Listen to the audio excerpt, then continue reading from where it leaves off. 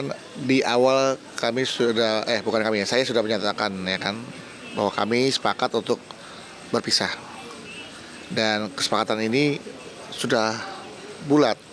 Artinya kalaupun mediasi ya apa yang harus dimediasi lagi, karena walaupun dia datang ke persidangan, hakim meminta untuk mediasi, kayaknya tetap istri pun juga sudah ingin berpisah, saya pun ingin berpisah, dan anak-anak juga sudah mengetahui bahwa kita memang sudah tidak bisa lagi bersatu. Sudah, jadinya ya udah, persidangan hanya bukan ya, persidangan memang proses yang harus kita lewati, tapi bukan bermaksud ini sebuah formalitas, tapi ini sebuah jalan yang harus kita percepat prosesnya, karena biar kita bisa kembali fokus menjalani hidup masing-masing dengan menjadikan perceraian ini jadi nilai-nilai ibadah. Ya, hari ini agenda sidang yang kedua dari Pengadilan Agama Jakarta Selatan. Klien kami Bedu. Terus hari ini ternyata panggilan yang kemarin sudah dianggap patuh oleh pengadilan, termohon tidak hadir, maka lanjut dari perbaikan permohonan sudah selesai. Nanti tanggal 28 sidang pembuktian dan saksi. Tanggal 28 itu jika termohon hadir, maka akan dilakukan langkah mediasi. Tapi kalau jika tidak hadir, agenda berikutnya adalah pembuktian dan saksi. Hari ini memang klien kami itu tidak bisa hadir dikarenakan ada kegiatan kerjaan yang tidak bisa ditinggal.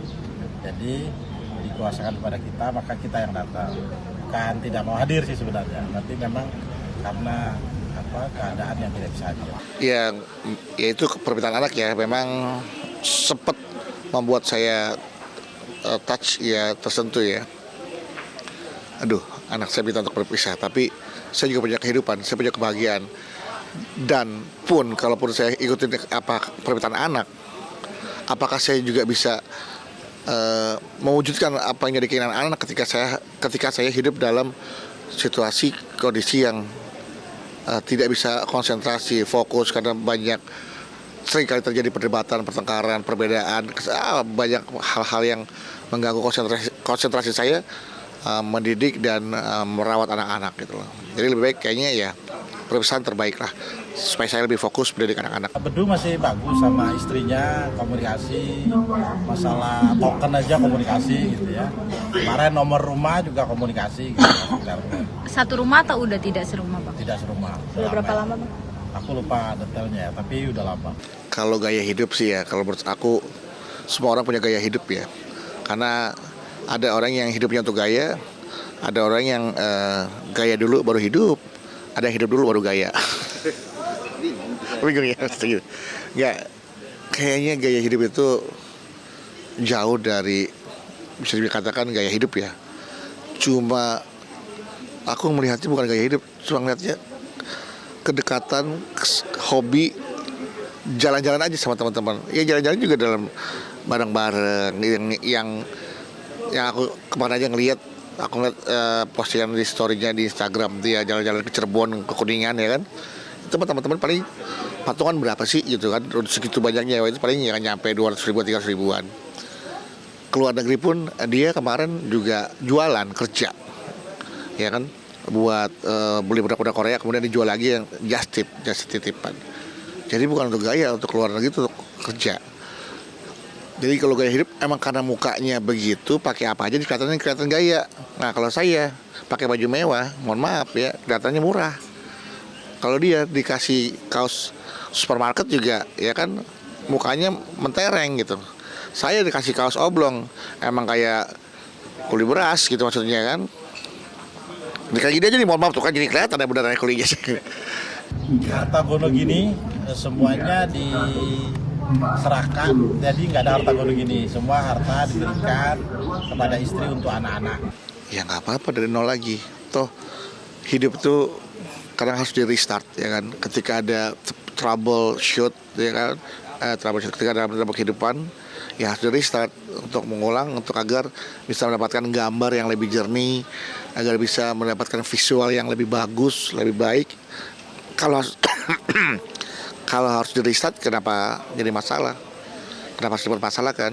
Toh kalau itu salah satu solusi harus di restart, ya kan? Yang penting masih bisa menampilkan, masih bisa menunjukkan sebuah kehidupan, ya. Bahwa perceraian itu bukan aib, ya. Justru rumah tangga yang bertengkar terus, yang mendatangkan mudorot, rumah tangga yang isinya saling menzolimi, itu nanti nggak jadi nilai ibadah. Karena kan pernikahan itu ibadah.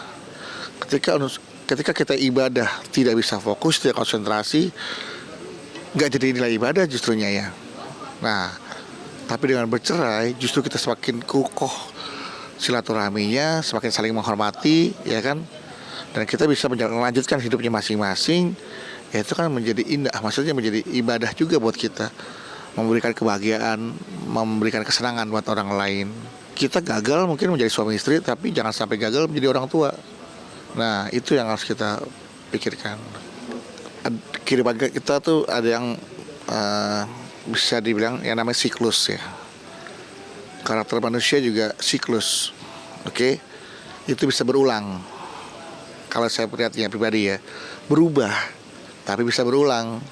Istilahnya ada yang namanya kambuh, ya, kayak orang tobat, ya kan, pasti akan kembali lagi melakukan kesalahan, tobat lagi kesalahan. Itu manusia seperti itu. Nah, saya khawatir ini berulang lagi, terjadi lagi, dan saya takut menghadapi situasi yang pernah terulang, gitu loh. Masa saya menjalani kehidupan dengan trauma atau dengan ketakutan-ketakutan yang berlebihan terus, gitu kan? Berantem lagi itu. Udahlah, yuk cut aja deh daripada berantem terus, kan lebih baik itu. Udah pada disobek, jadi artinya bukan ini keputusan pertama kami bercerai, tapi ini adalah keputusan terakhir setelah kami menimbang beberapa keputusan-keputusan yang harus kami ambil. Jadi itu, hidup saya itu cuma 2 sebenarnya, 4 sih sebenarnya, kita sebagai umat muslim, ya 4. Sabar, ya kan, syukur, ridho, ikhlas. Sabar menghadapi ujian, syukur mendapatkan nikmat, ridho sama yang menjadi ketetapan Allah, takdir Allah, ikhlas kehilangan. Saya ridho pada saat dia menjadi jodoh saya, ya kan. Saya sabar menghadapi ujian yang kita lewatkan selama bertahun-tahun. Saya bersyukur dia pernah ada dalam hidup saya. Ya, orang bilang syukur lo punya istri cantik. Nah, saya bersyukur, emang saya pernah bersyukur. Wah, istri saya cantik nih. Tapi kan perjalanannya mengubah semuanya, mengubah situasinya, ya kan. Akhirnya ya saya ridho bahwa jodoh saya sampai di sini, dan saya ikhlas harus kehilangan dia. Karena saya tahu bagaimana mengendalikan mental saya. Saya tahu bagaimana agar saya memiliki kesehatan mental. Saya gampang.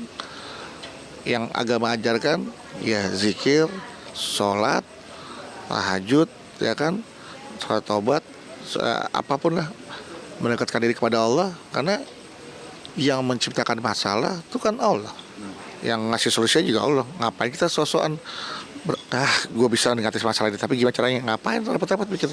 Ya Allah, saya ada masalah nih, tolong berikanlah, permudah jalan keluarnya, permudah hamba untuk mendapatkan solusinya. Udah, jangan kejar bayangannya, tuh nggak kena. Kejar cahayanya, bayangan akan ngejar kita, seperti itu. Jangan fokus di masalahnya, fokus pemberi masalahnya, kita dikasih jalan keluarnya, kayak gitulah.